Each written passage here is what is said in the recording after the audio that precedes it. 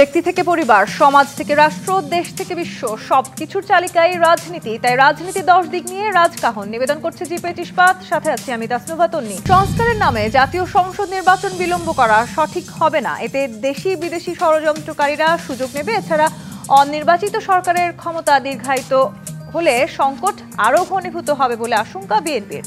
তাই তো নির্বাচন আয়োজনে যতটুকু সংস্কার প্রয়োজন ততটুকু করে ডিসেম্বরে নির্বাচন চাইছে দলটি। বেশ কয়েক মাস ধরে এমন দাবি করে আসলেও সেই ত্রয়োদশ নির্বাচন দ্রুত দেওয়ার লক্ষণ দেখছে না বিএনপি নেতারা। বরং সরকারের কার্যক্রমে নির্বাচন বিলম্ব করার প্রয়াস যেন আরও স্পষ্ট হচ্ছে তাদের মনে। এমত অবস্থায় ডিসেম্বরকে সামনে রেখে সংসদ নির্বাচনের রোডম্যাপ আদায়ে রাজনৈতিক দলগুলোকে একমতে আনার প্রচেষ্টা শুরু করেছে বিএনপি। এই প্রক্রিয়ার অংশ হিসেবে সিপিবি, বাসদ সহ অন্যান্য ফ্যাসিস্ট বিরোধী দলগুলোর সাথে রুদ্ধদ্বার বৈঠক করে চলেছে বিএনপি। অনুষ্ঠিত সেই বৈঠক থেকে দলগুলো বিএনপির দাবির সাথে একমত হতে পারছে কি? ডিসেম্বরে নির্বাচন আদায় সম্ভব না হলে তবে কি সরকারের বিরুদ্ধে আন্দোলনে নামবে তারাও? এছাড়া ডিসেম্বরে নির্বাচন না হলে কেমন সংকট দেখা দিতে পারে?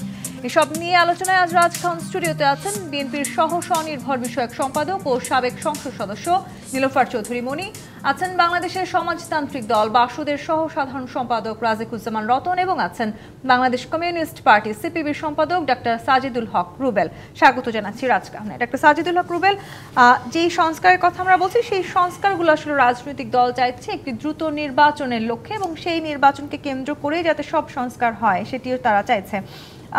পুরনো যে রাজনৈতিক দলগুলো আছে তারা বলার চেষ্টা করছে নির্বাচন আসলে বেশি বিলম্ব হলে সেই নির্বাচন আবারও সুষ্ঠু হবে কিনা সেটি নিয়ে প্রশ্ন উঠতে যাচ্ছে। এবং এই মুহূর্তে বাংলাদেশের রাজনৈতিক অঙ্গনে সবচেয়ে বড় রাজনৈতিক দল বিএনপি নানাভাবে চেষ্টা করছে তাদের অংশী যে দলগুলো আছে তাদের বাইরে গিয়ে অন্যান্য বাম দলগুলোকেও তাদের সাথে একমতে নিয়ে আসতে, বিশেষ করে নির্বাচনের ক্ষেত্রে। সিপিবি এর ক্ষেত্রে কি বলছে? সিপিবিও আসলে নির্বাচন কেন্দ্রিক যে মতগুলো আছে সেখানে বিএনপির সাথে একমত হতে যাচ্ছে কি না? ধন্যবাদ। আপনার মাধ্যমে আপনাকে সহ সকলকে এবং আমার সহ আলোচকবৃন্দ সবাইকে শুভেচ্ছা। আসলে নির্বাচন প্রসঙ্গ, সংস্কার প্রসঙ্গে সিপিবির এবং আমাদের যে জোট, বাম গণতান্ত্রিক জোট, আমাদের কিন্তু সুনির্দিষ্ট বক্তব্য রয়েছে।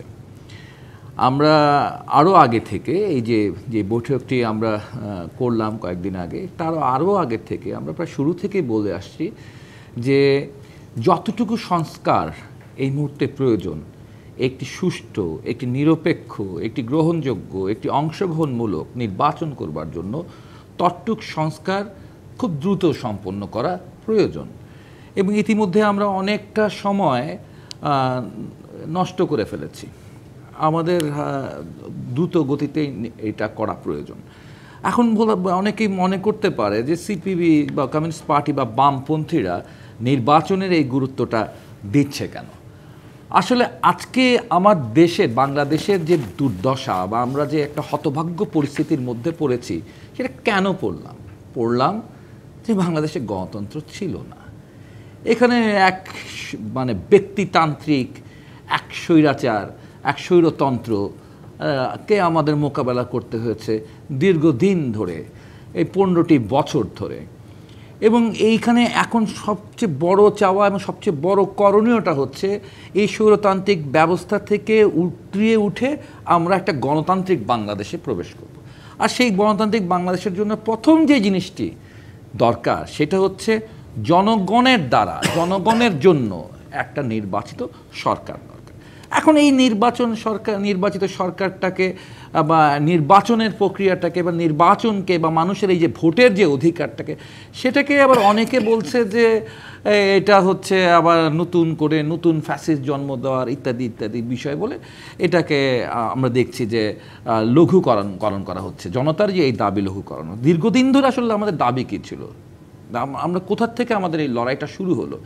সেই যে 12 সালে যখন হচ্ছে তত্ত্বাবধায়ক সরকারের বিধানটা বাতিল হলো, তখন হচ্ছে গিয়ে আমরা বুঝতে পারলাম যে হচ্ছে গিয়ে বিগত সরকার, শেখ হাসিনা সরকার আর যখন জনগণকে মোকাবেলা করবার সাহস নেয় আর জনগণের ভোটের উপর তার কোনো আস্থা নাই, তিনি বুঝে ফেলেছেন তিনি ভোট পাচ্ছেন না, ফলে ক্ষমতায় থাকবার জন্য তিনি নানান কৌশল অবলম্বন করলেন এবং নির্বাচন প্রক্রিয়াটাকে ধ্বংস করে দিলেন। কখনো করলেন হচ্ছে গিয়ে একা নির্বাচন, কখনো করলেন রাতের বেলা নির্বাচন, সর্বশেষ আমিডামি নির্বাচন। ফলে এই যে মূল যে জিনিসটি, এটা অনেক মানে রক্তে কেনা আমাদের একটা অধিকার, ভোটের অধিকার, যে 90-এর গণঅভ্যুত্থানের মধ্য দিয়ে আমরা পেয়েছিলাম, সেটাকে আবার আমরা হারালাম বিগত এই রেজিমে। ফলে এখন এই রেজিম চেঞ্জের সাথে সাথে আমরা বলতে পারি যে আমরা গণতন্ত্রে উত্তরণের একটা পথ পেয়েছি মাত্র, কিন্তু এখনও আমরা সেই ব্যবস্থাটা বদল হয়নি, এখনও বাংলাদেশ গণতন্ত্রে পৌঁছতে পারে নাই। এবং আজকে যে সংস্কারের ক্ষেত্রেও বলবো যে বামপন্থীরাই তো রাষ্ট্রটাকে একেবারে আমূল পরিবর্তন করে দিতে চায়, সব কিছু পাল্টে ফেলতে চায়, পুরো ব্যবস্থাটাকে আমরা পাল্টে ফেলতে চাই। আমরা শুধু রেজিম চেঞ্জে বিশ্বাস করি না, আমরা মনে করি সিস্টেম চেঞ্জ হওয়া দরকার। সিস্টেম চেঞ্জ ছাড়া মানুষের মুক্তি নেই। ফলে আমাদের তো সংস্কারের কথা অধুনা অনেকে বলছে, কিন্তু এটা তো আমরা সেই জন্ম থেকেই বলে আসতেছি। সেক্ষেত্রে আসলে এই যে বিএনপি নির্বাচনকে ইস্যু করে নানানভাবে বাম দলগুলোকে একমতে নিয়ে আসার চেষ্টা করছে, সেখান থেকে আসলে সেই একমতের জায়গাটি থেকে সিপিবি কতখানি দূরে আছে এই জায়গাতেও আমি আসবো। তবে আমি একটু রাজিকুজ্জামান রতন আপনার কাছে আসতে চাই।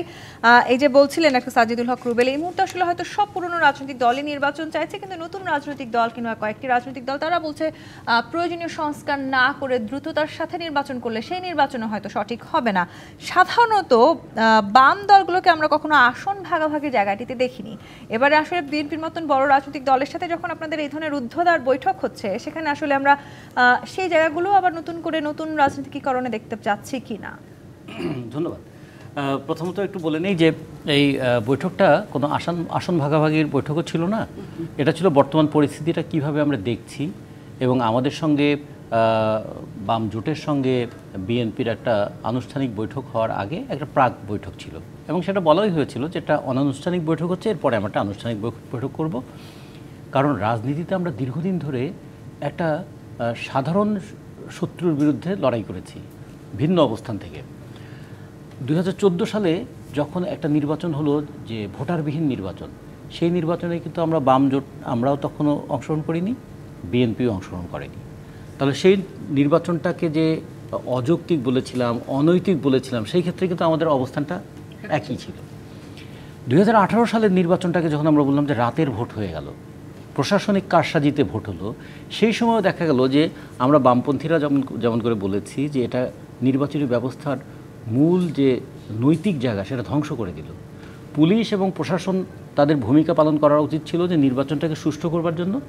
পুলিশ এবং প্রশাসন নির্বাচনে তারা একটা নির্দিষ্ট দলের পক্ষে কাজ করে ফেললেন, ফলে প্রশাসনের নিরপেক্ষতা নষ্ট হলো, ভোটারদের আস্থা নষ্ট হলো, সবচেয়ে নির্বাচনী ব্যবস্থার প্রতি মানুষের একটা অনীহা যে তৈরি হলো, তার ফলাফল আমরা দেখলাম 2024 সালে যে মানুষ ভোটের দিকে আর মুখ ফিরেও তাকালেন না বলে তখন আমরা বা যেটাকে আমরা আমি এবং ডামি এই ধরনের নির্বাচন করতে হলো। এই ক্ষেত্রে দেখুন একটা সুষ্ঠু অবাধ গ্রহণযোগ্য নির্বাচনের প্রশ্নে আমাদের কিন্তু একটা সাধারণ ঐক্য ছিল। দলের রাজনৈতিক চিন্তার ক্ষেত্রে, রাজনৈতিক পরিচালনা করার ক্ষেত্রে আমাদের একটা অবস্থানগত পার্থক্য আছে, কিন্তু আমরা একটা অবাধ গ্রহণযোগ্য নির্বাচনের মধ্য দিয়ে গণতান্ত্রিক ধারা যে তৈরি করতে চেয়েছিলাম সেই ক্ষেত্রে আমাদের একটা সাধারণ ঐক্য ছিল। আমরা যেমন সামরিক শাসনের বিরুদ্ধে লড়াই করেছি, তখন আমরা সামরিক শাসনের বিরুদ্ধে গণতন্ত্রের জন্য লড়াই করেছি। আমাদের মূল উদ্দেশ্যটাই ছিল যে একটা জবাবদিহিমূলক সরকার দেশে প্রতিষ্ঠিত হোক। আমরা যারা বাসদের পক্ষ থেকে কাজ করছি, আমরা যারা বাম জোটের পক্ষ থেকে কাজ করছি, আমরা তো শুধুমাত্র চেহারা পরিবর্তন চাই না, আমরা তো শাসন ক্ষমতার চরিত্রেরও পরিবর্তন চাই। এবং শুধু চেহারা পরিবর্তন হলে যে কিছু হয় না, গত 8 মাসের মধ্যে কিন্তু মানুষ অনেক ক্ষেত্রে সেটা দেখলো। রুহুল কবির রিজভী বলেছেন নির্বাচনী অন্তর্বর্তী সরকার টালবাহানা করছে, বাসদ কি তাই মনে করে নির্বাচন নিয়ে টালবাহানা করছে অন্তর্বর্তী সরকার? এটা টালবাহানা কথা বলার পিছনে অনেকগুলো কারণ আছে। আমরা শুধু টালবাহানা বলবো না, আমরা বলবো এটা পরিকল্পিত বিলম্ব করা হচ্ছে। হ্যাঁ, কীরকম? যদি আমরা সরকার শপথ নেওয়ার পরে আমরা কিন্তু তার সঙ্গে প্রথম যে বৈঠকটা হলো আমাদের, সেই বৈঠকে বলেছিলাম আপনার একটা যদি রোড ম্যাপ থাকে তাহলে মানুষ বুঝবে যে সরকারের সামনে পদক্ষেপ কী, এবং গণতন্ত্রের অন্যতম শর্ত হচ্ছে জবাবদিহিতা। আমার যদি একটা কমিটমেন্ট থাকে তখনই তো আমি জবাবদিহি করতে বাধ্য হব। কিন্তু আমরা কোনো রোড ম্যাপ পাইনি। রোড ম্যাপ না পাওয়ার কারণে হলো কি, কবে হবে, কিভাবে হবে, কেমন করে হবে সে ব্যাপারে কোনো সুনির্দিষ্ট সময়সীমা কারো ছিল না। কিন্তু আমাদের অতীত ইতিহাস কি বলে, 52 সালের যে এত বড় একটা ভাষা আন্দোলন হয়েছিল, যে ভাষা আন্দোলন গোটা দেশটাকে ঐক্যবদ্ধ করেছিল, জাগিয়ে তুলেছিল, সেই আন্দোলনের পরে কিন্তু 54 নির্বাচনে মানুষ ভোট দিয়ে মুসলিম লীগকে তারা প্রায় নাই করে দিয়েছিল। 69-এর এত বড় একটা গণ অভ্যুত্থানের পরে কিন্তু একটা নির্বাচনের মধ্য দিয়ে অভ্যুত্থানের যে নৈতিক শক্তি সেটাকে তারা রাজনৈতিক এবং সাংগঠনিক শক্তিতে রূপ দেওয়ার চেষ্টা করলো। 90 সালের যে অভ্যুত্থানের প্রক্রিয়ার সঙ্গে মনিয়াপাড়াও যুক্ত ছিলেন, আমরাও ছিলাম, সেই অভ্যুত্থানের পরে অভ্যুত্থানের একটা নৈতিক শক্তি থাকে, তারপরে কিন্তু একটা নির্বাচনের মধ্য দিয়ে একটা জবাবদিহিমূলক ব্যবস্থা প্রতিষ্ঠার কথা ছিল। কতটুকু আমরা সফল হয়েছি, কতটুকু হইনি, সেটা আমাদের কালের বিচারে আমরা পরীক্ষা দেব। কিন্তু এটা খেয়াল করতে হবে, অভ্যুত্থান কোনো আইন মেনে হয় না, অভ্যুত্থান নৈতিক শক্তির একটা সর্বোচ্চ প্রতিফলন ঘটায়। কিন্তু অভ্যুত্থানের পরে দেশটাকে তো একবার একটা সিস্টেমে পরিচালনা করতে হবে। সেই সিস্টেমের জন্যই সবাই আসলে এই মুহূর্তে নির্বাচনের কথা বলে। হ্যাঁ, সেইটার ক্ষেত্রে বলি, সেই ক্ষেত্রে অন্তর্বর্তীকালীন সরকার বলাই হয়েছিল অন্তর্বর্তীকালীন সরকার, তার মানে একটা ফ্যাসিস্ট রেজিম থেকে একটা ডেমোক্রেটিক সিস্টেমে যাওয়ার মাঝখানে অন্তর্বর্তীকালীন সরকার। এই অন্তর্বর্তীকালীন সরকারটা যদি দীর্ঘায়িত হয়, তাহলে মানুষের মধ্যে কিন্তু নানা ধরনের কনফিউশন তৈরি হতে পারে। আমরা সবাই বলছি আসলে আমরা ঐক্যমত্য সৃষ্টি করার চেষ্টা করছি। আমির খসরু বলেছেন, বিএনপি নেতা, যে ঐক্যমত্য কেউ সৃষ্টি করছে না, সবাই সবার মতামত দিয়েছে। আবার তিনি এই অন্তর্বর্তী সরকারের উদ্দেশ্যে বলেছেন, বুঝে শুনে না বুঝলে সেটা আসলে কোনো সমাধান নয়।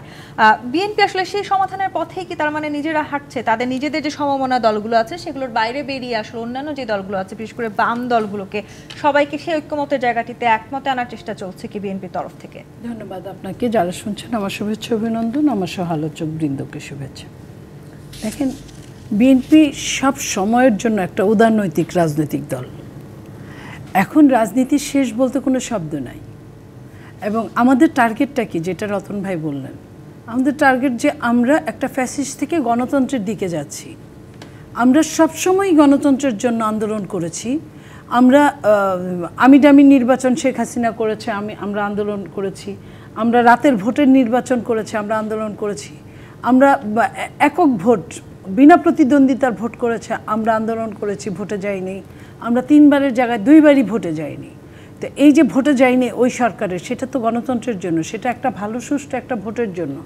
তো সেই ভোটটা, এই যে ভোটটা, যেটা অন্তর্বর্তীকালীন সরকারের যে ডেফিনেশনটা, একদম শর্ট ডেফিনেশন দিলেন উনি, সেই ডেফিনেশনের মধ্যে ওনাকে প্রাথমিক সংস্কার শেষ করে, যে ভাঙচুর, লুটপাট যা কিছু হয়েছে, এগুলা প্রাথমিক শেষ করে উনি নির্বাচন দিবে। এটা তো অন্তর্বর্তীকালীন সরকার অনেকটা কেয়ারটেকার সরকারের মতো, যে কেয়ারটেকার সরকার যদি 3 মাসে নির্বাচন দিতে পারে, সুষ্ঠু নির্বাচন যদি হতে পারে, যতটুকুই হোক, কেয়ারটেকারের আন্ডারে যে 2-3 বার নির্বাচন হয়েছে, বেটার দেন অন্য অনেক নির্বাচনের চেয়ে। তো সেইখানে যদি 3 মাসে তারা দিতে পারে, তাহলে আপনার প্রায় 9 মাস সেখানে কেন দিতে পারবে না সরকার?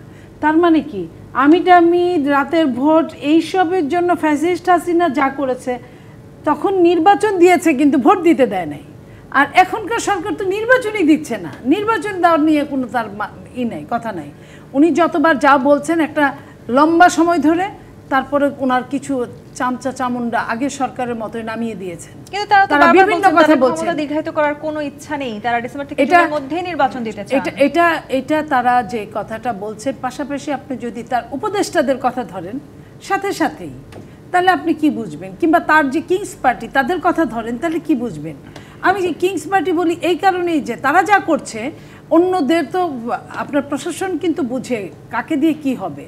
আমি যাই, রতন ভাই যাক, প্রশাসন কিন্তু আমাদের কথা শুনবে না। প্রশাসন যাদের কথা শুনে, যাদেরকে শত শত কোটি টাকা দিয়ে প্রশাসন বা কোনো মানুষ বিশ্বাস করতে পারে, তার মানে কি তারা কিংস পার্টি? কিন্তু তারা কি বলছে? সব বিএনপির লোক। তারা কি বলছে? তারা বিএনপির লোক বললেই তো আর বিএনপির হলো না।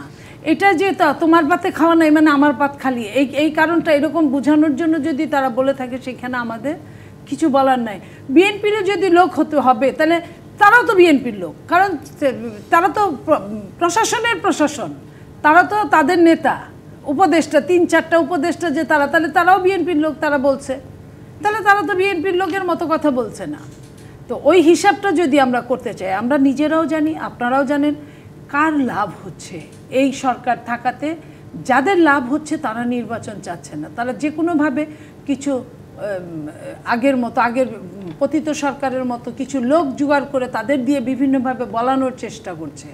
তো সেই জায়গায় বলানোর যখন চেষ্টা করছে, এবং তারা যদি রাষ্ট্রীয় ক্ষমতায় আসে, রাষ্ট্রীয় পরিচালনায় আসে, বাম রাজনীতিবিদরা কিন্তু খুব ভালো করে জানে, কারণ তারা স্টাডি কারো চেয়ে কম করে না, বরং অনেক বেশি করে। তারা খুব ভালো করে জানে ওই মানুষগুলো রাষ্ট্রীয় ক্ষমতায় আসলে বাংলাদেশ নামক দেশের জন্য কতটা অন্তরায় হবে। আপনার একটা ফ্যাসিস্টের জন্য একরকম সমস্যা তৈরি হয়েছিল, আরেকটা এই টাইপের লোকদের জন্য অন্যরকম সমস্যা তৈরি হতে যাচ্ছে। তো এইটার জন্য যখন ওই যে আমরা বলি মাঝে মাঝে যে বানের পানি আসলে সাপ আর মানুষ একসাথে জড়াজড়ি করে ঘুমায়, তখন আর কারো কোনো থাকে না যে কে সাপ, কার বিষ বেশি কার বিষ কম, কে মেরে ফেলতে পারে লাঠি দিয়ে বাড়ি দিয়ে, সেটা কেউ কিন্তু চিন্তা করে না। ঠিক আজকের বাংলাদেশের অবস্থাটা এরকম হয়েছে। আর আপনার আমরা যদি সবার যদি বাম বলেন ডান বলেন, আমাদের টার্গেট যদি একটা সুষ্ঠু নির্বাচনই হয়, তাহলে আমাদের লক্ষ্য তো এক থাকবে, এটাই স্বাভাবিক। নির্বাচন কেন্দ্র করে যেমন ধরেন আজকে যারা বাংলাদেশে আছে তারা প্রত্যেকেই 5ই আগস্ট পর্যন্ত ওইটাকে কেন্দ্র করে কিন্তু আমরা সবাই এক ছিলাম। জি, সেই সময় এই অন্তর্বর্তী সরকার নিয়েও আসলে আপনাদের কোনো রাজনৈতিক দলের দ্বিমত ছিল না। আপনার দ্বিমত নাই এখনো পর্যন্ত। এখন পর্যন্ত কিন্তু ওই জায়গাটার প্রশ্ন আসলে কিন্তু তখন আমাদের মধ্যে কোনো দ্বিমত নাই। ঠিক এরকমই নির্বাচনের প্রশ্ন আসলে যারা সত্যিকার দেশপ্রেমিক তারা একদিকে হবে, আর যারা দেশপ্রেমের ছলনা করে তারা একরকম হবে, এটাই স্বাভাবিক। রাজিকুজ্জামান রতন, ডিসেম্বরের আগেই নির্বাচন চায় সিপিবি বা বাসদ, এবং সেই জায়গাটিতেই আমার প্রশ্ন। আবার আপনারা এটিও বলেছেন এর আগে প্রয়োজনীয় কিছু সংস্কার শেষ করতে সরকারকে সহযোগিতা করবেন, আপনারা সেই কথাও বলেছেন। তার মানে আসলে কি মনে করছেন, এই অন্তর্বর্তীকালীন সরকারের পক্ষে ডিসেম্বরের আগেই নির্বাচন দেওয়া কি সম্ভব? ডক্টর মোহাম্মদ ইউনূস আসলে বারবার বলছেন ডিসেম্বর থেকে জুনের মধ্যে তিনি নির্বাচন দেখতে চান এবং কোনোভাবেই তারা তাদের এই ক্ষমতাকে দীর্ঘায়িত করতে চান না। সেখানে কি আসলে আপনাদের আস্থার জায়গাতে কোনো ধরনের এখন আসলে আপনারা সেই জায়গাটি তিনি কোনো সংশয় প্রকাশ করছেন কিনা, কিংবা আসলে বিএনপির সাথে একজোট হয়ে নির্বাচনের সময়টাকে ত্বরান্বিত করার প্রচেষ্টা বা সেই চাপে ফেলার আপনাদের কোনো প্রয়াস আছে কিনা, সেই জায়গাগুলো নিয়ে এই প্রশ্নের উত্তর আমি নিব। একটি বিরতির সময় হয়েছে। জি25 প্রাথমিকত রাজকাহন থেকে বিরতি নিয়ে ফিরছি, সাথেই থাকুন। আমন্ত্রণ আর একবার জি25 প্রাথমিকত রাজকাহনে। রাজিকুজ্জামান রতন, প্রশ্ন রেখে বিরতিতে গিয়েছিলাম। আপনারা চাইছেন যে ডিসেম্বরের আগে হয়তো নির্বাচন করা সম্ভব, কিন্তু আপনারা এটিও বলেছেন এর আগে প্রয়োজনীয় কিছু সংস্কার শেষ করতে আপনারা এই অন্তর্বর্তী সরকারকে সহায়তাও করবেন। সেই সাথে আসলে এই যে চলতি বছর ডিসেম্বরের আগেই নির্বাচন আয়োজন করা সম্ভব আপনারা বলছেন, সেটা কি আসলে শুধুই অন্তর্বর্তী সরকারকে চাপে রাখতে চাইছেন? না, অন্তর্বর্তীকালীন সরকারকে চাপ মুক্ত করতে চাইছি। কারণ অন্তর্বর্তীকালীন সরকার ইতিমধ্যে নিজেরাই অনেক চাপ তৈরি করে ফেলেছেন। তারা দ্রব্যমূল্য যেমন নিয়ন্ত্রণ করতে পারেননি, তারা যেরকম বাজারকে একটা সিন্ডিকেটের হাত থেকে মুক্ত করতে পারেননি, যে প্রক্রিয়া দেশ থেকে টাকা পাচার হয়েছে 8 মাসেও কিন্তু প্রক্রিয়াগুলো এখনও খুঁজে বের করা যায়নি, শেয়ার মার্কেটটাকে এখনও নিয়ন্ত্রণে আনতে পারেননি। এমনকি এই গত 3 মাসে নতুন কোটিপতিও আবার 5,000 জন্ম নিয়েছে। কোন নতুন রাজনৈতিক দল হঠাৎ করে এখন ক্ষমতায় চলে আসছে, তারাও কি 8 মাসে পারতেন এই সব সমস্যার সমাধান? নতুন দল তো আসার দরকার নেই, তারা তো অন্তর্বর্তীকালীন সরকার। এবং এই সরকারের উপদেষ্টা যারা আছেন তারা নিজের ক্ষেত্রে তাদের সারা জীবনের একটা অভিজ্ঞতা আছে, তাদের দক্ষতা আছে এবং তাদের আন্তর্জাতিক সুনামও আছে। ফলে আমি নতুন দলের কথা বলছি না। ইতিমধ্যে 22টা নতুন দল হয়েছে, আর একটা বোধহয় কাল পরশুর মধ্যে হতে যাচ্ছে, 23টা নতুন দল হচ্ছে, আরও হতে হবে। হোক, এই নতুন দল হলে তো কোনো অসুবিধা নাই, হতে পারে। কিন্তু আমরা যেটা বলছি, অন্তর্বর্তী সরকার একটা চাপের মধ্যে পড়ে গেছে। যেমন ধরুন একটা আমরা বিনিয়োগ সম্মেলন হলো, কিন্তু বিনিয়োগের খুব বেশি প্রত্যাশা মানে প্রতিশ্রুতি পাওয়া গেল না। জাতীয় এবং আন্তর্জাতিক ক্ষেত্রে যা যা আমাদের করতে চেয়েছি তা করতে পারছি না কেন? সবাই বলছেন যে একটা স্থিতিশীল সরকার তারা দেখতে চান। আবার গোটা দেশে দেখুন মব সংস্কৃতি বা মব ভায়োলেন্সের নামে যা হয়েছে সেটাকেও পুরোপুরি নিয়ন্ত্রণে আনতে পারছেন না। আর সবচেয়ে বড় কথা, মানুষ ভাবছে এই সরকার কতদিন থাকবেন তার তো ঠিক নেই। ফলে মেয়াদহীন সরকারের প্রতি তাদের যে আনুগত্য বা আস্থা কোনোটাই থাকছে না। এই কারণে মনে করি যে একটা দায়িত্বপূর্ণ সরকার দরকার আমাদের এখানে। এবং সেটা করতে গেলে আমরা নির্বাচন কমিশনের সঙ্গে যখন আমরা বামজোট কথা বললাম, নির্বাচন কমিশন বললেন যে আমরা সমস্ত দিক থেকে প্রস্তুত, আমরা চাইলে জুলাই মাসে নির্বাচন করে ফেলতে পারবো। তার মানে আমরা একটা মেসেজ পেয়ে গেলাম যে নির্বাচন কমিশনের দিক থেকে প্রস্তুতির ঘাটতি নাই। এবার নির্বাচন কমিশনকে অন্তর্বর্তীকালীন সরকার প্রধান তিনিও তাগাদা দিয়েছেন কিন্তু নির্বাচনের প্রস্তুতি নেবার জন্য। সেটা আমাদের সঙ্গে কথা বলার পর তিনি বললেন। তা যদি হয় তাহলে আমরা তখন ভাবলাম যে নির্বাচনটা যদি একটা সুষ্ঠু নির্বাচনের জন্য কি কি সংস্কার দরকার হবে। আমরা বললাম কালো টাকার প্রভাবমুক্ত নির্বাচন করতে হবে, ধর্মীয় রাজনীতির প্রভাবমুক্ত নির্বাচন করতে হবে, 3 আঞ্চলিকতার দুষ্ট হওয়া যাবে না, পেশি শক্তির প্রভাব কাটানো যাবে না, আর প্রশাসন এবং পুলিশকে নিরপেক্ষ থাকতে হবে। এই কয়টা জিনিস তো, এগুলো সংস্কার করার জন্য কি খুব বড় কোনো সময় লাগার কথা না। তো এই কারণে বলেছিলাম যে অন্তত এইটুকু যদি সংস্কার করা যায় তাহলে কিন্তু আমরা নির্বাচনটা সুষ্ঠু করতে পারি। আর তার জন্য কি লাগবে, আমরা বলেছিলাম যে একটা অন্তর্বর্তীকালীন সরকারের কাছেও এটা দাবি ছিল, একটা তত্ত্বাবধায়ক সরকারের অধীনে নির্বাচন, সেটা কি করা যাবে না? আর সবচেয়ে বড় যে বিষয়টা আমরা মনে করি, আপনি যত সংস্কারই করুন না কেন, সেই সংস্কার শেষ পর্যন্ত সেটাকে তো আইনসঙ্গত করতে হবে একটা পার্লামেন্টের মধ্যে দিয়ে। তো ফলে পার্লামেন্ট গঠন করা যত বিলম্বিত হবে, অন্যান্য কাজগুলো তো ঠিক ততটাই বিলম্বিত হবে। আর একটা বিষয় আপনারা খেয়াল রাখবেন যে ক্ষমতা পরিবর্তনের 3টা বিষয় আছে বাংলাদেশের অভিজ্ঞতায় দেখি। স্মুথলি যদি পাওয়ার ট্রান্সফার করতে হয় তাহলে নির্বাচন সবচেয়ে গ্রহণযোগ্য জায়গা। তাছাড়া হচ্ছে আর একটা অভ্যুত্থান তো প্রতি বছর হয় না। আরেকটা হতে পারে সামরিক শাসন। তাহলে সামরিক শাসন গ্রহণযোগ্য নয়, অভ্যুত্থান বাস্তবায়নযোগ্য নয়, তাহলে একমাত্র অপশন আছে, সেটা হলো নির্বাচন। ফলে সেই সুষ্ঠু নির্বাচনের দিকে গেলেই কিন্তু মানুষ ভাববে যে আমরা একটা অগণতান্ত্রিক শাসন থেকে গণতান্ত্রিক শাসনে উন্নীত হতে চেয়েছিলাম। সেই পথে এই সরকার কার্যকর পদক্ষেপ নিয়েছে। নীলুফার চৌধুরী, মনে নির্বাচন ঘিরে কিংবা আসলে রাজনীতিতে তো নানান ধরনের কৌশল থাকে, রাজনীতিতে শেষ কথা বলেও কিছু নেই। দীর্ঘদিনের মিত্র ছিল বিএনপি, জামায়াত ইসলামী, শুধু বাম দলগুলো নেই, নানান রকমের দলের সাথে বিএনপির আলোচনা চলছে নির্বাচন কেন্দ্রিক। জামায়াত ইসলামের সাথে আমিরের সাথে লন্ডনে যে বৈঠক হয়েছে, সেই বৈঠকের পরেই আমরা দেখতে পেলাম আপনাদের যে দূরত্ব ছিল মাঝে কিছুদিন, সেই দূরত্ব অনেকটাই কমে গেছে এবং জামায়াত ইসলামের আমিরের সেই সুরটিও পাল্টে গেছে। তারাও বলছেন তারা আসলে আরো দ্রুত সময়ের মধ্যেই নির্বাচন চাইছেন। সেটিও কি আসলে আপনাদের এক ধরনের রাজনৈতিক কৌশল? দেখেন, এটা বললে আমি মনে করি না, কারণ আমি আপনাকে বুঝাই, তারা যে জামাত হঠাৎ করে কি যে পেয়ে গেছে জানি না, 5ই আগস্টের পরে তারা যে মানে সেই দত্ত আছে না, যে চাহিবা মাত্র এই দত্ত সব কিছু এনে হাজির করে, ওনাদের অবস্থা এরকম হয়েছে। ওনারা দেশনেত্রী বেগম খালেদা জিয়ার সাথে দেখা করতে গিয়েছেন ওখানে, ভালো কথা। উনি কিন্তু আমাদের নেত্রী কিন্তু বহু বছর বাংলাদেশেই থাকলেন, তখন কিন্তু দেখা করার প্রয়োজন বোধ করেন না। হতে পারে যে রদ দেখা আর কলা বেচা একসাথে করেছেন। আমি আপনাকে প্রমাণটা দিই। ওনারা আসলেন 16 তারিখে, যে বিএনপি দেখা করলেন আপনার প্রধান উপদেষ্টার সাথে, তখন বিএনপি কিন্তু বের হয়ে বললেন যে বিএনপি ভীষণভাবে কষ্ট পেয়েছেন, কারণ আমাদের টার্গেট মতো ডিসেম্বরের মধ্যে নির্বাচন দেওয়ার জন্য প্রধান উপদেষ্টা কিছুই বলেন না। যদিও আইন উপদেষ্টা বলেছেন আমরা খুব ফলপ্রসূ আলোচনা হয়েছে ইত্যাদি ইত্যাদি। একই সাথে জামাতের আমির বললেন যে রমজানের আগেই নির্বাচন চাই, তার মানে 1-1.5 মাস ডিফারেন্স হয়, খুব বেশি না। তো এটা আপনার কথা মতো মনে হতেই পারে। আপনি খেয়াল করেন, পরের দিনই বললেন যে সংস্কার এবং বিচারের আগে নির্বাচন হতে পারে না। তাহলে কি হলো? ওই গ্রামে একটা কথা বলে, সুতিলে ঠ্যাং পইতে নিয়ে যায়, আপনি যেদিকে ঘুমাবেন তার উল্টা দিকেই আপনার পা যাবে। তো ওনারা প্রত্যেক দিন যা বলেন ওইটাই বলেন। হঠাৎ ফ্রুটিকা খায় হয়তো 2-1টা কথা বলার চেষ্টা করেন, বাট এটাই সব শেষ কথা না। আপনার এরকম কথা কিন্তু এরশাদ এবং এরশাদের ভাই ওনারাও বলতেন। সকালে একরকম কথা বলতেন, বিকালে একরকম কথা বলতেন। আজকে দেখেন তাদের অবস্থান কোথায়, মানুষ তাদের কথার প্রতি কতটা বিমুখ হয়েছেন, মুখ ফিরিয়ে নিয়েছেন। ঠিক তেমনই আমি বলতে চাই যে জামাতের এই আমির আজকে যা বলে কালকে সেটা বলে না, অতএব তার কোনো কথারই শেষটুকু আমি এটাকে কারেক্ট বলতে পারি না। বিএনপি জামাতের জন্য অনেক রিস্ক নিয়েছিল, অনেক। কারণ বিএনপিকে অনেকেই বলেছিল যে জামাত ছেড়ে আসেন, এই করবো ওই করবো। দীর্ঘদিনের মিত্র যেভাবেই হোক, একজনের দুঃসময়ে তাকে ছেড়ে বিএনপি যায় নাই। এই জন্যই আমি বিএনপিকে ভালোবাসি। কিন্তু বিএনপিকে কথা 1 সেকেন্ড চিন্তা করতে হয় না 5 তারিখের পরে, যখন বলছে এক জালিমকে হটিয়ে আরেক জালিম নিয়ে আসবো, যখন এই প্রশ্নটা এই ধরনের কথা বলছে। অথচ দেখেন, দখলদারিত্ব যদি বলেন, আমি বলবো না যে বিএনপি ফেরেস্তার দল, কিন্তু মানুষ হিসেবে তার ভুলভ্রান্তি থাকতে পারে। ভুলভ্রান্তির কিন্তু প্রায়শ্চিত্তও হচ্ছে প্রতিদিনই, প্রায় কাউকে না কাউকে আপনারা দেখেছেন বহিষ্কার অথবা পদ স্থগিত করছে। কিন্তু জামাতও কিন্তু চাঁদাবাজিতে, বড় বড় চাঁদাবাজিতে পিছিয়ে নাই।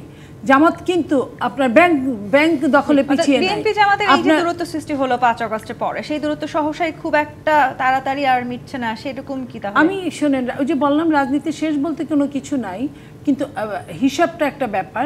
তবে আমার মনে হয় না যে এই হিসাবে জামাত সবসময় নিজেকে অনেক কিছু মনে করে, এই জন্যই তারা অনেক সময় ধরা খায়। এখন এটা হতে পারে কারণ বিএনপি সবার সাথে, বিএনপি একটা জায়গায় কথা বলেছে, আপনি দেখেন আমাদের নেতা জনাব তারেক রহমান বলেছেন যে আমরা একটা জাতীয় সরকার করতে চাই।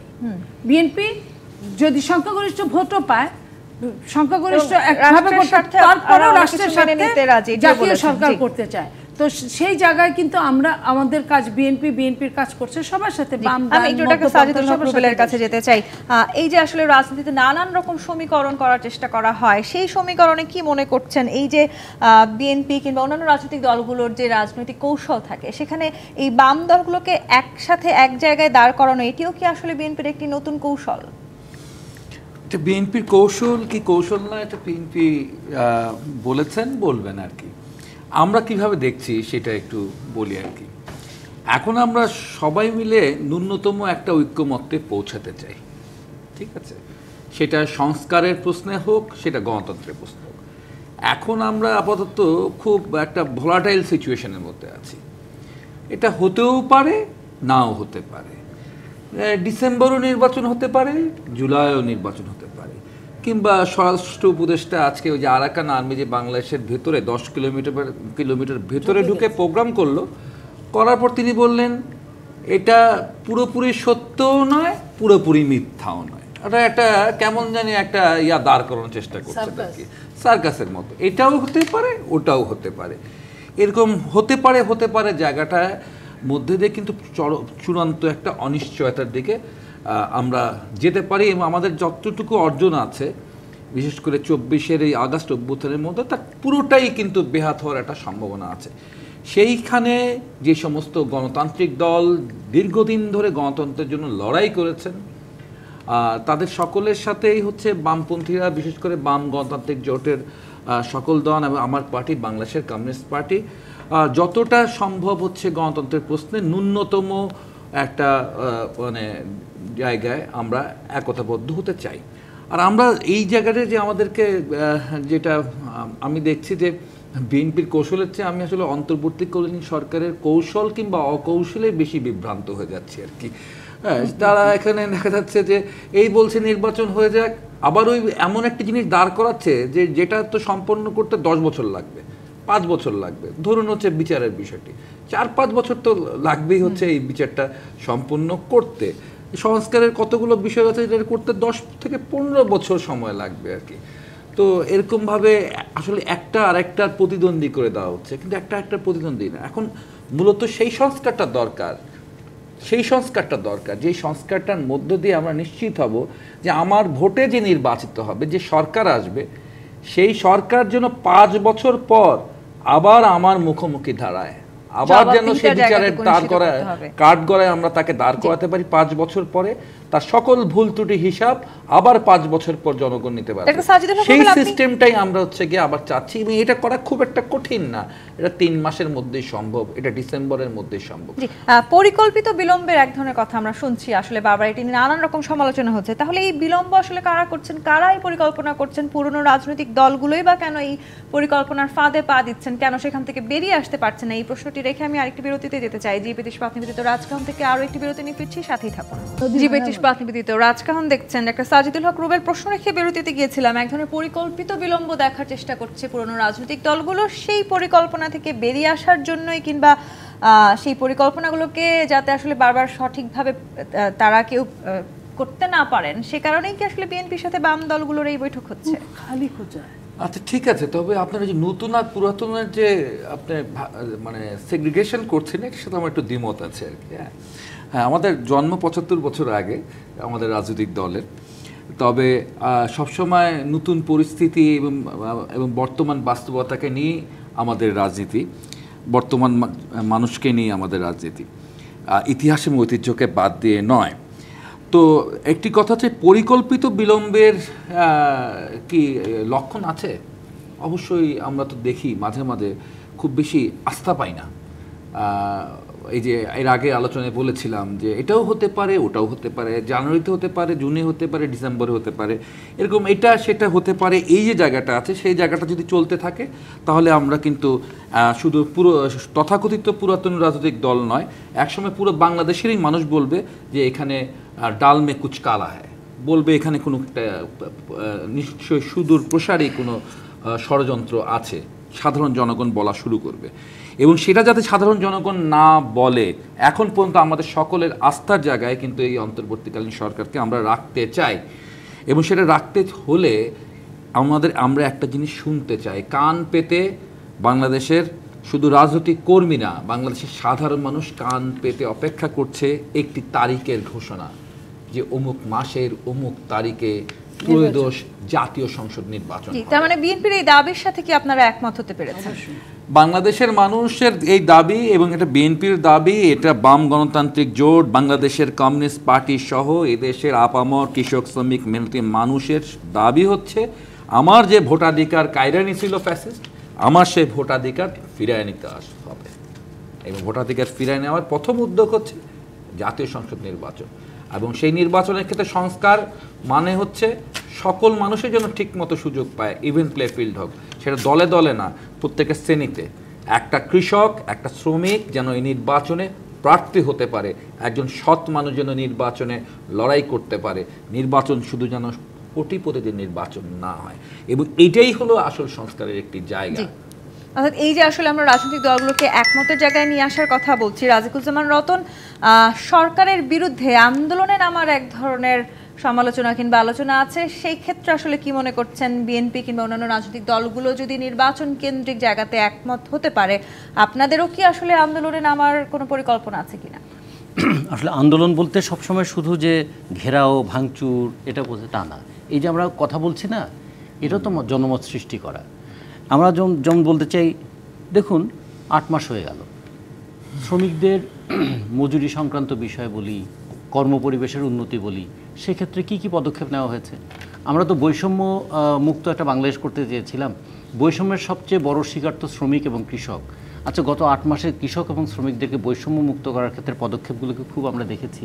মানে মানুষ যে স্বস্তি পাবে তারও তো কিছু পদ লাগতে হবে, উদাহরণ থাকতে হবে। এই যে বড় ধান কাটা শুরু হয়ে গেল, দেখবেন ধানের দামটা কমে যাবে। কিছুদিন আগে পেঁয়াজ উঠেছে, পেঁয়াজ বিক্রি করতে না পারে আমরা দেখলাম পেঁয়াজ চাষে আত্মহত্যা করলো। এখন আবার আজকেই পেঁয়াজের দাম 70 টাকা কেজি হয়েছে, এবং সেপ্টেম্বর মাসে পেঁয়াজ কিন্তু 100 টাকা 120 টাকা হয়ে যাবে।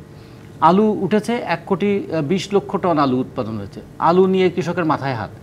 আলু আবার হিমাগারে আলু রাখার চার্জ দিল বাড়িয়ে। এই এখন দেখুন আলু 18, 19, 20 টাকা কেজি বিক্রি হচ্ছে। ঠিক সেপ্টেম্বর মাসে গিয়ে এই আলু কিনতে হবে আমাদেরকে 80 টাকা করে। তাহলে সরকার এই সময় যদি একটা পদক্ষেপ দেখাতে পারতো যে কৃষককে রক্ষা করার জন্য, শ্রমিককে রক্ষা করার জন্য আমরা একটা ব্যবস্থা নিয়েছি, মানুষ ভাবতো যে কৃষক শ্রমিকের কথাটা তাদের নজরে আছে। গ্যাসের দাম 33% বাড়িয়ে দেওয়া হলো। একদিকে আমেরিকা ট্যারিফের নতুন শুল্ক আরোপ করছে, আর একদিকে গ্যাসের দাম যদি বাড়িয়ে দেওয়া হয় সেটা জীবনযাত্রার উপর কী প্রভাব ফেলবে, শিল্প উৎপাদনের ক্ষেত্রে কী প্রভাব ফেলবে। এইটা যদি কোনো একটা নির্বাচিত সরকার করতো, কালকে কিন্তু রাস্তায় মিছিল হতো। এখন মানুষ মনে করে অনির্বাচিত সরকার বা মানে এটা যদি বলি অন্তর্বর্তীকালীন সরকার, ঠিক আছে চলুক কয়েকটা দিন। এই সুযোগে কিন্তু অনেক ধরনের অনিয়ন্ত্রিত স্বেচ্ছাচারও এখানে আবার প্রতিষ্ঠিত হয়ে গেছে। প্রবাসী আয় এলো আমাদের $27 বিলিয়ন 1 মাসে। কিন্তু দেখুন এই প্রবাসীদের প্রবাস যাওয়ার ক্ষেত্রে যে ব্যয়, সেই ব্যয় কমানোর ক্ষেত্রে পদক্ষেপ কী নেওয়া হলো, এরকম সমস্ত দিক থেকে যদি দেখি, আর উল্টা দিকে যদি দেখি, ক্ষমতার ছায়ার নিচে যারা আছেন অথবা ক্ষমতার ছোঁয়া যারা পেয়েছেন তাদেরও কিন্তু নানা ধরনের টুকটাক দুর্নীতির খবরও বেরিয়ে আসছে। এখান থেকে মানুষের মধ্যে কিন্তু আবার এই প্রবণতাটা তৈরি হতে পারে, এত বড় একটা অভ্যুত্থান কি বিপুল জাগরণ তৈরি করেছিল, কি বিপুল প্রত্যাশা তৈরি করেছিল। মানুষ বুলেটের সামনে দাঁড়িয়ে গেল, কারফিউ ভাঙতে গেল যে মানুষ, সেই মানুষ কি দেখবে আবার দুর্নীতির দুষ্ট চক্রের মধ্যে দেশ চলে যাচ্ছে। সমস্যার সমাধানে নির্বাচনের মধ্যে না, এই সমস্যার সমাধান হচ্ছে জবাবদিহিতা। নির্বাচন সব রোগের ওষুধ নয়, কিন্তু নির্বাচনের মধ্যে দিয়ে একটা জবাবদিহিতা তৈরি হয়। আমরা একটা জবাবদিহিতার জন্য আগের মতন নির্বাচন নয়, একটা সুষ্ঠু অবাধ গ্রহণযোগ্য নির্বাচন চাই। এবং নির্বাচনে 3M, money, muscle and manipulation, এই তিনটার প্রভাব মুক্ত করে একটা গণতান্ত্রিক ধারায় ফিরতে চাই। সেই কারণে আমরা মনে করি যে যত দ্রুত এই গণতান্ত্রিক ধারায় দেশটা ফিরতে পারবে তত জবাবদিহির পরিবেশ তৈরি হবে, যতখানি জবাবদিহি তৈরি হবে ততখানি গণতন্ত্র সুরক্ষিত হবে। চৌধুরী মনি একই কথা মির্জা ফখরুল ইসলাম আলমগীরও বলেছেন। তিনি বলেছেন যে দলকে আরো সুদৃঢ় এবং শক্তিশালী করতে হবে, সংগ্রাম শেষ হয়নি, সতর্ক থাকার কথা বলেছেন এবং অত্যন্ত ধৈর্যের সঙ্গে সমস্যাগুলো আলোচনার মাধ্যমে সমাধান করার কথাও তিনি বলেছেন। এখন আসলে আপনারা রাজনৈতিক দলগুলোর সাথে যে আলোচনা করছেন, সেই আলোচনার মধ্যে দিয়ে আসলে আপনারা কোনো সমাধান খুঁজে পেয়েছেন কি না? দেখেন, সমাধান এক কথায় সমাধান একটা রাষ্ট্রকে পরিচালনা করার জন্য সমাধান এক কথায় পাওয়া যায় না। সিমিলার থাকলে বেশিরভাগ সিমিলার নিয়ে আসলে গণতন্ত্র হয়। আমরা আলোচনা করছি বিভিন্নভাবে, বিভিন্ন দলের সাথে বিভিন্ন আঙ্গিকে আলোচনা হচ্ছে, সেখানে নির্বাচনটা অবশ্যই প্রাধান্য পাচ্ছে।